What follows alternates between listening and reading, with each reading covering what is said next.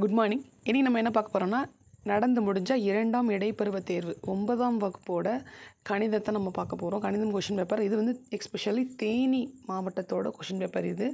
இதில் நம்ம ஃபஸ்ட்டு எப்படி இருக்குது கொஷின் அப்படின்றத பார்த்துருவோம். எடுத்ததும் பார்த்திங்கன்னா நமக்கு 3 சாப்டர்ஸ் வந்து கொடுத்துருந்தாங்க. இயற்கணிதம், வடிவியல், ஆயத்தொலைவு வடிவியல்னு நமக்கு 3 கொடுத்துருந்தாங்க. அதில் பார்த்திங்கன்னா இயற்கணிதத்துலேருந்து ஒரு 8 கேள்விகள் வந்துருந்துச்சு. அது 1 மார்க் வந்து ஒரு 3 கொஷின்ஸும், 2 மார்க்ஸ் வந்து ஒரு கொஷினும், 5 மார்க் வந்து ஒரு 2 கொஷின் அந்த மாதிரி கேட்டிருந்தாங்க இயற்கணிதத்தில். ஸோ வந்து நம்ம 8 மார்க்ஸ் பார்த்திங்கன்னா 2 கொடுத்து 1 எழுத சொல்லியிருந்தாங்க. ஸோ அது 2 கேட்டிருந்தாங்க. இயற்கணிதத்தில் தான் மேக்ஸிமம் கொஷின் வந்துருந்துச்சு. வடிவியலில் வந்து ஒரு 6 கொஷின், 1 மார்க் 2, 2 மார்க் 3, அப்புறம் 5 மார்க் 1 கேட்டிருந்தாங்க. அடுத்து வந்து ஆயத்தொலைவு வடிவியலில் வந்து பார்த்திங்கன்னா ஒரு 9 கொஷின் வந்துருந்துச்சு. அதில் 2 கொஷின் வந்து 1 மார்க்கு, 3 கொஷின் 2 மார்க்கு, 5 மார்க் வந்து ஒரு 4 கொஷின் கேட்டிருந்தாங்க. இதுதான் இந்த ஸ்ட்ரக்சரில் தான் கேட்டிருந்தாங்க. இதில் 1 மார்க்ஸை விட்டுட்டு பகுதி ஆல என்ன கேட்டிருந்தாங்கன்னு பார்ப்போம். இயற்கணிதத்தில் நீக்கல் முறை கேட்டிருந்தாங்க. அதே மாதிரி பகுதி ஈல வந்து குறுக்கு பெருக்கல் முறை, பிரதியிடல் முறை, இந்த 3 முறையும் வந்து இயற்கணிதத்தில் கேட்டிருந்தாங்க. ஸோ வந்து அடுத்து பார்த்திங்கன்னா வடிவியலில் வட்டத்தின் ஆரம் காண்க, வட்டத்தின் விட்டம் மற்றொரு முனையை கண்டுபிடிக்கணும், அதே மாதிரி வட்டத்தில் எக்ஸ் மதிப்பை வந்து கண்டுபிடிக்கணும். இந்த மாதிரி கொஷின்ஸ்லாம் கேட்டிருந்தாங்க வடிவியலில். அடுத்து வந்து பகுதியில் வட்டத்தின் நீளம் எவ்வளோ அதை வந்து நம்ம கண்டுபிடிக்க சொல்லியிருந்தாங்க அந்த மாதிரி. அதே மாதிரி ஆயத்தொலைவு வடிவியலில் வந்து புள்ளிகள் எந்த காற்புள்ளி வந்து அமைஞ்சிருக்கு, அதை வந்து நம்ம எந்த கார்ட்டீசியன் தளம் அப்படின்றத எழுதுகிற மாதிரி அந்த மாதிரி கொடுத்துருந்தாங்க. அப்புறம் புள்ளிகளின் இடையே உள்ள தொலைவு அதை கேட்டிருந்தாங்க. அப்புறம் நடுப்புள்ளியை காண்க அந்த மாதிரி கேட்டிருந்தாங்க. அதே வந்து பார்த்திங்கன்னா பகுதி ஈல வந்து பார்த்திங்கன்னா நிறைய கொஷின்ஸ் இருந்துச்சு. எக்ஸ் அண்ட் ஒய் மதிப்புகள் வந்து கண்டுபிடிக்கணும். 4 சம பக்கங்களை வந்து அந்த புள்ளிகளை பிரிக்கிறது மாதிரி அதை கண்டுபிடிச்சி சொல்லியிருந்தாங்க. அப்புறம் புள்ளிகள் ஒரு இணைகரத்தின் உச்சிகளாக அமையும் நிறுவுக, இரு சம பக்க முக்கோணங்கள் வந்து எப்படி அமைக்கிறது அப்படின்றது, அந்த புள்ளிகளை வச்சு எப்படி நிறுவுறது அதை பற்றி கேட்டிருந்தாங்க. ஸோ ஓவராலாக பார்த்தா இந்த மாதிரி தான் கொஷின்ஸ் வந்து வந்துருந்துச்சு. இதை நம்ம தெரிஞ்சுக்கிறது மூலமாக இதே கொஷின்ஸ் வந்து எல்லா மெத்தட்லேயும் நம்ம போட்டு பார்க்குறதுக்கு ஹெல்ப்ஃபுல்லாக இருக்கும். ஸோ வந்து என்னென்ன மாதிரி கேட்டிருக்காங்கன்னு பார்த்துட்டு அது சார்ந்த கேள்விகளை நம்ம மேலும் பார்க்க வேண்டியதாக இருக்கும். இப்போ ஃபஸ்ட்டு வந்து இயற்கணிதத்துலேருந்து இந்த 8th கொஷின் இருக்குது பார்த்திங்களா, இது கேட்டிருந்தாங்க. x + y = 7, x - y = 3 நீக்கல் முறையில் தீர்க்க அப்படின்னு கேட்டிருந்தாங்க. ஸோ இந்த கொஷின் தான் ஃபஸ்ட்டு பார்க்க போகிறோம். இது வந்து நமக்கு பகுதி ஆல கேட்டிருந்தாங்க. 14 கொஷின் வந்து கண்டிப்பாக எழுதணும். அதில் 8th கொஷின் வந்து இப்போ நம்ம பார்க்கலாம். இப்போ நமக்கு 2 எக்ஸ்ப்ரெஷன் கொடுத்துருக்காங்க. 2 கோவை இருக்குது நம்மக்கிட்ட. x + y = 7, x - y = 3 நீக்கல் முறையில் நம்ம கண்டுபிடிக்கணும். ஸோ ஃபஸ்ட்டு வந்து x + y = 7 இதை வந்து ஒரு ஃபஸ்ட்டு ஈக்குவேஷனாக, அதாவது முதல் சமன்பாடாக எடுத்துக்கிறோம். x - y = 3 ரெண்டாவது சமன்பாடாக எடுத்துக்கிறோம். இப்போ இது ரெண்டையும் நம்ம சால்வ் பண்ணுறதுக்கு முன்னாடி நீக்கல் முறையில் ஒரு 2 கண்டிஷன், முக்கியமான கண்டிஷன் இருக்குது. அது என்னன்னு நம்ம தெரிஞ்சுக்கணும். ஃபர்ஸ்ட் கண்டிஷன் வந்து கெழு அப்படின்னு சொல்லப்படுற கோஎஃபிஷியன் ஒரே மாதிரி இருக்கணும். அது ஃபர்ஸ்ட் கண்டிஷன், கெழுன்னு சொல்லுவாங்க. அந்த இதை ஃபஸ்ட்டு இருக்க 2 வந்து ஒரே மாதிரி இருக்கா அப்படின்றத நம்ம ஃபஸ்ட்டு தெரிஞ்சுக்கிறணும். சேமாக இருக்கா அப்படின்றத பார்க்கணும். நெக்ஸ்ட் வந்து பார்த்திங்கன்னா நம்ம குறியீடு இருக்கு இல்லையா, அதாவது அடையாளம்னு சொல்லுவாங்க, சிம்பிள்ஸ், அந்த ++ஆ இல்லை +- அது வந்து டிஃப்ரெண்ட்டாக இருக்கணும். சயின்ஸ் இல்லை சிம்பிள் வந்து டிஃப்ரெண்ட்டாக இருக்கணும் கொடுத்துருக்குது. இந்த 2ம் கரெக்டாக இருந்துச்சுன்னா நம்ம சால்வ் பண்ணிடலாம். சப்போஸ் கரெக்டாக இல்லாத பட்சத்தில் அதை கரெக்ட் பண்ணிவிட்டு நம்ம சால்வ் பண்ணுற மாதிரி இருக்கும். இப்போ இங்கே என்ன கொடுத்துருக்காங்க, எக்ஸ் ரெண்டுமே எக்ஸ் இருக்குது, அப்போ வந்து சேமாக இருக்குது. அப்புறம் பக்கத்தில் ப்ளஸ் இருக்குது, மைனஸ் இருக்குது. அது 2 கண்டிஷனுமே நமக்கு சால்வ் பண்ணுற மாதிரி இருக்குது. அடையாளமும் வந்து டிஃப்ரெண்ட்டாக இருக்குது, கெழுவும் வந்து சேமாக இருக்குது. ஸோ வந்து நம்ம நேரடியாக இப்போ ஆன்சரை வந்து நம்ம போட்டுடலாம். இப்போ எக்ஸ்ன்னு 2 கொடுத்துருக்காங்க. இது ரெண்டையுமே நம்ம ஃபஸ்ட்டு வந்து ப்ளஸ் பண்ணுற மாதிரி இருக்கும். அதுக்கப்புறம் இது நீக்கல் முறை தானே, அப்போ அந்த ஒய்யை வந்து நீக்கல் பண்ணிவிட்டு மிச்சம் இருக்கிறத நம்ம ஆட் பண்ணிட்டு நம்ம சால்வ் பண்ணுற மாதிரி இருக்கும். ஃபஸ்ட்டு எக்ஸ் வந்து 2x அப்படின்னு எடுத்துக்கிறோம். ஒய்யும் வேறு சிம்பிளில் இருக்குது, அப்படியே கேன்சல் பண்ணிட்டு நீக்கிட்டு 7 + 3 அதை ப்ளஸ் பண்ணிவிட்டு அதுக்கான ஆன்சரை கீழே போட்டுக்கிறணும், = 10. இப்போ x = 10 அந்த பக்கத்தில் வந்து நமக்கு இருக்குன்னா, அந்த பக்கத்தில் நமக்கு என்னவா இருக்குது, மல்டிப்ளிகேஷனில் இருக்குது, பெருக்கல்ல இருக்குது. அப்போ அதை வந்து இந்த பக்கம் கொண்டு வரும்போது என்னவா மாறிடும், வகுத்தலாக மாறிடும். பெருக்கல்ல இருக்கிற ஒரு விஷயத்த நம்ம ஈக்குவல் இந்த பக்கம் கொண்டு வரும்போது வகுத்தலாக மாறிடும். அப்போ /2. அப்போ இதை கேன்சல் பண்ணும்போது நமக்கு என்ன கிடைக்கும், x = 5. இதுதான் வந்து நம்ம எக்ஸோட வேல்யூ அப்படி எடுத்துக்கிறோம். இப்போ அடுத்து என்ன செய்யணும்னா, இந்த எக்ஸோட வேல்யூ எடுத்துகிட்டு போய் அந்த முதல்ல இருக்கு இல்லையா, முதல் சமன்பாடு இருக்கு இல்லையா, அதோட பிரதியிடணும். எக்ஸ் ப்ளஸ் எக்ஸின் மதிப்பை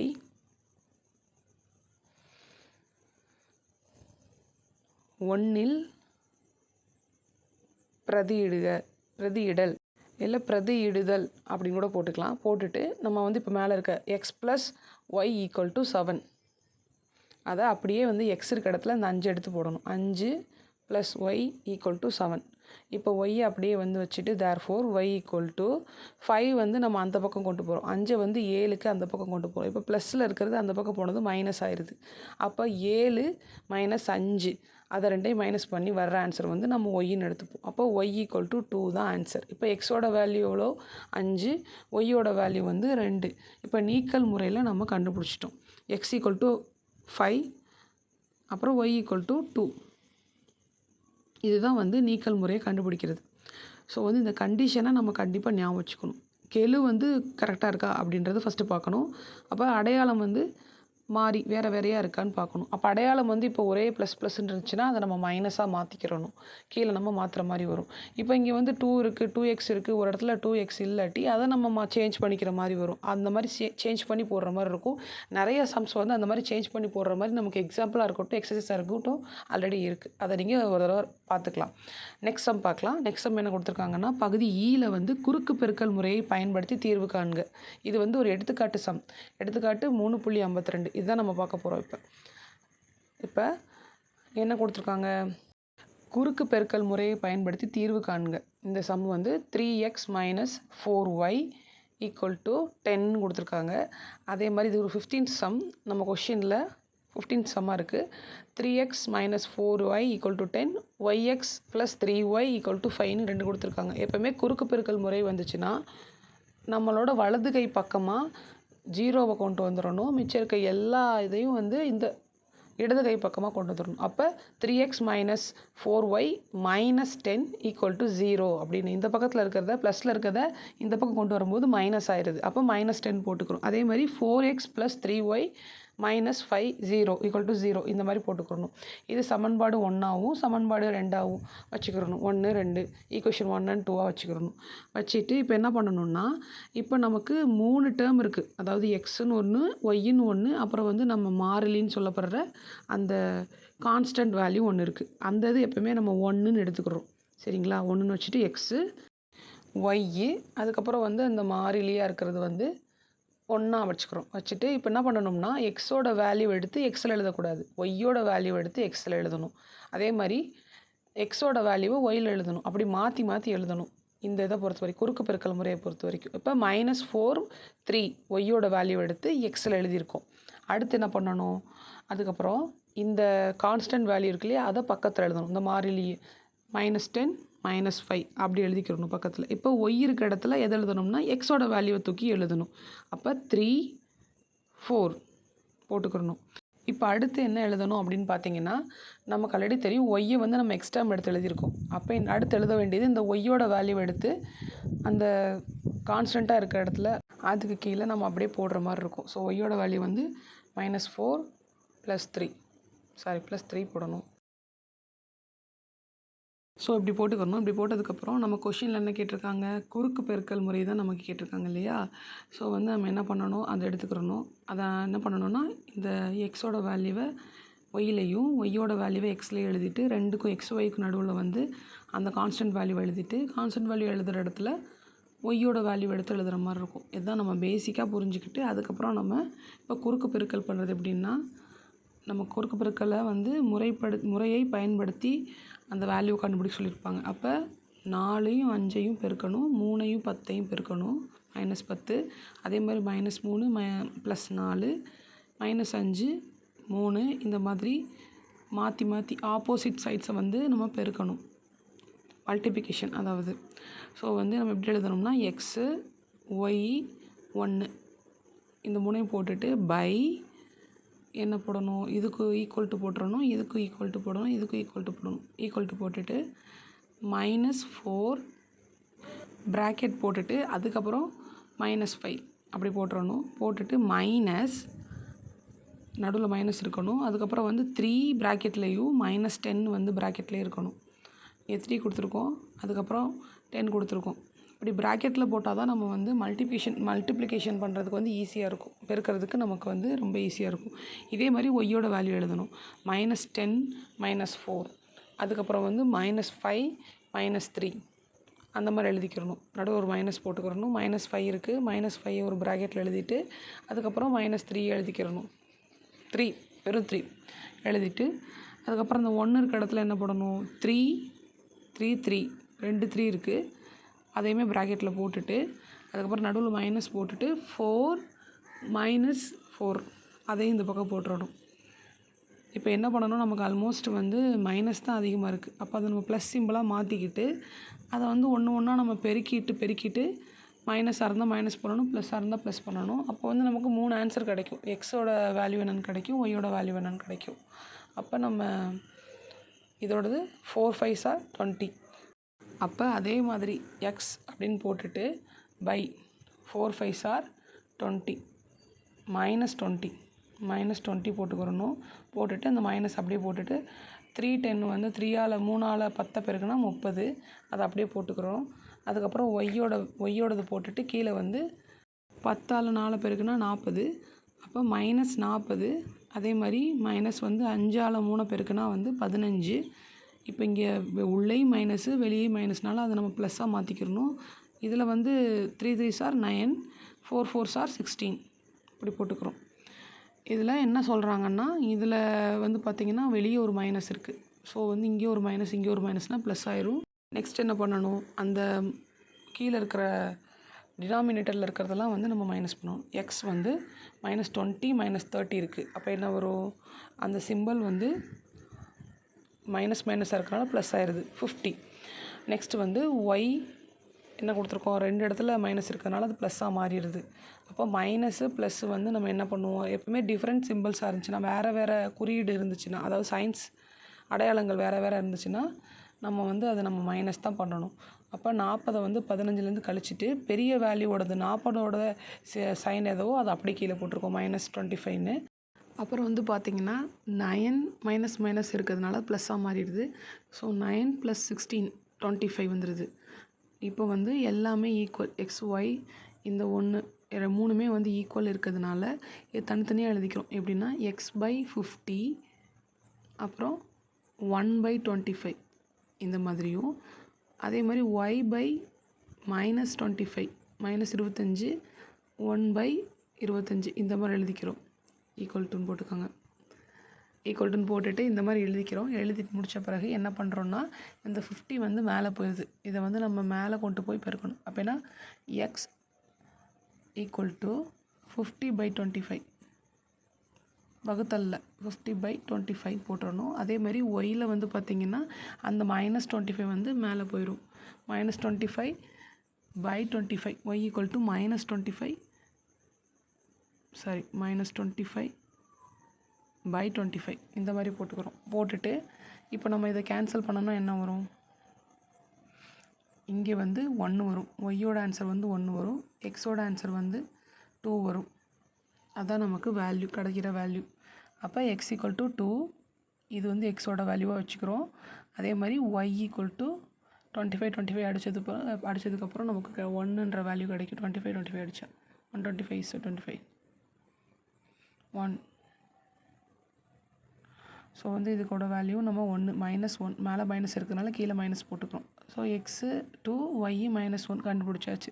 ஸோ இதுதான் வந்து குறுக்கு பெருக்கல் முறை அப்படின்னு நம்ம சொல்லப்படுது. இதில் நம்ம என்ன பண்ணணும்னா, இந்த =0ன்னு ஒரு 2 ஈக்குவேஷன் எடுத்துக்கிறோம். அதுக்கப்புறம் எக்ஸ் இருக்கிற இடத்துல ஒய்யையும் ஒய் இருக்கிற இடத்துல எக்ஸையும் போட்டுட்டு எக்ஸ் ஒய்க்கு நடுவில் வந்து அந்த மாறிலி கான்ஸ்டன்ட் வேல்யூ எழுதிட்டு மறுபடியும் அந்த கான்ஸ்டன்ட் வேல்யூ இருக்கிற இடத்துல வந்து நம்ம ஒய்யோட வேல்யூ எடுத்து எழுதிட்டு எல்லாத்தையும் குறுக்கு பெருக்கல் பண்ணணும். ஒன்றா பண்ணிட்டு வரணும். அது எக்ஸு ஒய்யு 1ன்னு போட்டுட்டு -4 -5 இந்த மாதிரி குறுக்கு பெருக்கல் முறையில் நம்ம எழுதிட்டு எல்லாத்தையுமே வந்து நம்ம மல்டிப்ளிகேஷன் பண்ணுறோம். பெருக்கிட்டு அந்த பெருக்குனதை வந்து அந்த சிம்பிளை பார்த்து அதுக்கேற்ற மாதிரி நம்ம ப்ளஸ்ஸு மைனஸ் எல்லாம் பண்ணிவிட்டு ஃபைனலாக வந்து நம்ம அதை எடுத்து இந்த பக்கம் கொண்டு வரும்போது அதை ரெண்டையும் கேன்சல் பண்ணும்போது நமக்கு 2 வேல்யூ x = 2 y = -1 கிடச்சிருது. ஸோ அவ்வளோதான் அந்த சம். நெக்ஸ்ட் சம் வந்து பிரதியிடல் முறையை தீர்க அப்படின்னு 16 சம் கொடுத்துருக்காங்க. இது ஒரு பயிற்சி சம். பயிற்சி 3.11 அதில் வந்து ஃபஸ்ட்டு சம் இது கொடுத்துருக்காங்க. அப்படியே கொடுத்துருப்பாங்க அது நம்ம இப்போ பார்ப்போம். இப்போ என்ன கொடுத்துருக்காங்க, பிரதியிடல் முறையில் தீர்க அப்படின்னு 2 எக்ஸ்பிரஷன் நம்ம கொடுத்துருக்காங்க. அதை எடுத்து நம்ம அப்படியே எழுதிக்கிறோம். 2x - 3y = 7, 5x + y = 9. அப்போ 2x - 3y = 7. இதை வந்து நம்ம என்னென்னு வச்சுக்கிறோம்னா 1ன்னு வச்சுக்கிறோம். அதே மாதிரி 5x + y = 9. இதை வந்து நம்ம ரெண்டாவது இதுன்னு எடுத்துக்கிறோம். இப்போ 2 நமக்கு கிடச்சிருச்சு. 1 2 அப்படின்னு நம்ம எடுத்துகிட்டு அதுக்கப்புறம் நம்ம என்ன பண்ணணும்னா, பிரதியிடல் முறை அப்படின்னாலே ஃபஸ்ட்டு நமக்கு ஒய்யோட வேல்யூ நம்ம கண்டுபிடிச்சிக்கிற மாதிரி இருக்கும். இப்போ சமன் 2ஐ ஒய்யென மாற்றிக்கிறணும். அப்போ ஒய்ன்னு வச்சுக்கிறணும். அப்போ ஒய் = இந்த ஒய்யோட வேல்யூ வந்து இந்த பக்கம் வரும்போது, அதாவது 5x வந்து இந்த பக்கம் வரும்போது -5x ஆயிடுது. y = 9 - 5x. இந்த மாதிரி ஒரு டேர்மை நம்ம எழுதி வச்சுக்கிறணும். எழுதி வச்சுட்டு அதை 2ஆக எடுத்துக்கிறணும். சமன் 2ஆக வந்து நம்ம எடுத்துக்கிறோம். எடுத்துகிட்டு என்ன பண்ணணும்னா, இந்த பிரதியிடல் முறையினாலே பிரதியிடுறது தான். அப்போ சமன் 2ஐ வந்து நம்ம 1ல் வந்து பிரதியிடணும். அப்போ இதை எடுத்து அப்படியே போடணும். ஒய் இருக்க இடத்துல அந்த ஒய்யோட வேல்யூ எடுத்து அப்படியே போடணும். இப்போ என்ன கொடுத்துருக்காங்க, 1ன்ற இடத்துல பிரதியிடணும்னா 2x - 3y = 7 இருக்கு இல்லையா. அப்போ 2x - 3 போட்டுட்டு அந்த ஒய் இருக்க இடத்துல 9 - 5x போடணும். அப்போ போடலாமா, 2x - 3 அந்த ஒய் இருக்க இடத்துல 9 - 5x அப்படின்னு போட்டுக்கிறணும். போட்டுட்டு = 7 அப்படின்னு கொடுத்துடணும். கொடுத்ததுக்கப்புறம் இப்போ வந்து நம்ம உள்ளே வந்து மல்டிப்ளிகேஷன் பண்ணணும். இந்த 2xம் அப்படியே வச்சுக்கணும். ஃபஸ்ட்டு வந்து 2x அப்படியே வச்சுட்டு இந்த 3 வந்து உள்ளே வந்து நம்ம பெருக்கணும். ஓகேங்களா. 3 × 9 அதே மாதிரி 3 × 5x அப்படி போடணும். அப்போ போடணும்னா 2x அப்படியே வச்சுக்கிறணும். வச்சுட்டு 3 9s are எவ்வளவோ அதை இங்கே போட்டுக்கிறணும். 27 -3 5s are 15. அதை பக்கத்தில் போட்டுக்கணும். அப்போ 15x இருக்கிறதுனால அது எக்ஸை வச்சுக்கிறணும். 15x = 7 கொடுத்தாச்சா. இப்போ 2 மைனஸ் இருக்கிறதுனால அது ப்ளஸ் ஆயிடுது. நெக்ஸ்ட் வந்து பார்த்திங்கன்னா இது என்ன பண்ணணும்னா, அந்த 2 டேர்ம் ஒரே மாதிரி இருக்குது பார்த்திங்களா, x6ன்னு அதை வந்து ஃபஸ்ட்டு எடுத்துக்கிறோம். இங்கே 2x இருக்குது, இங்கே 15x இருக்குது. அப்போ 2ஐயும் ப்ளஸ் பண்ணணும். ப்ளஸ் பண்ணால் என்ன வரும், 17x வரும் நமக்கு. அப்போ கீழே 2xஐ எடுத்துக்கிட்டு 17x அப்படின்னு நம்ம போட்டுக்கிறணும். 17x - 27 = 7 இப்படி கொடுத்துக்கிறணும். கொடுத்துட்டு இப்போ என்ன பண்ணணும்னா, இந்த 27 வந்து ஈக்குவல்ட்டுக்கு இந்த பக்கம் கொண்டு வரணும். அப்படி கொண்டு வந்தோம்னா -27 இருக்கிறது +27 மாறிடும். அப்போ +27 போட்டுக்கிறணும். இப்போ 7 + 27 அதாவது 7 + 27 என்ன வரும் அப்படின்றத அங்கே எழுதிக்கிறணும். 34 வரும். அப்போ x = இங்கே வந்து நம்ம பெருக்கல்ல இருக்குது, இங்கிட்டு வரும்போது வகுத்தல் ஆயிடுது. மல்டிப்ளிகேஷனில் இருக்கிறது டிவிஷனாக மாறிடுது. அப்போ 34/17.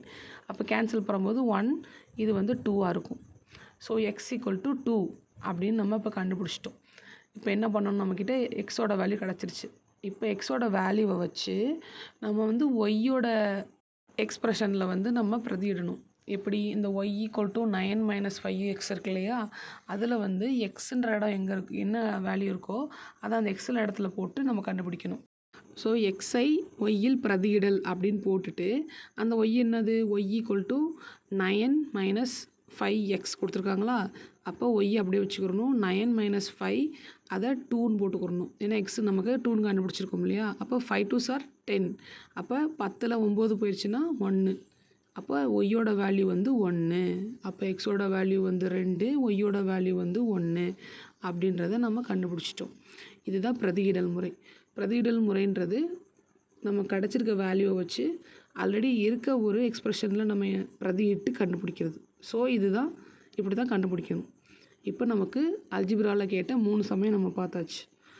நான் வந்து இப்போ உங்களுக்கு அதே மாறி இருக்க வேறு 3 சம், அதே நீக்கல் முறை, பிரதியிடல் முறை, குறுக்கு பெருக்கல் முறையில் வேறு 3 சம்ஸை நான் கொடுத்துருக்கேன். நம்ம புக்குக்குள்ளே இருந்தே 9th புக்கில் இருந்தே நான் கொடுத்துருக்கேன்.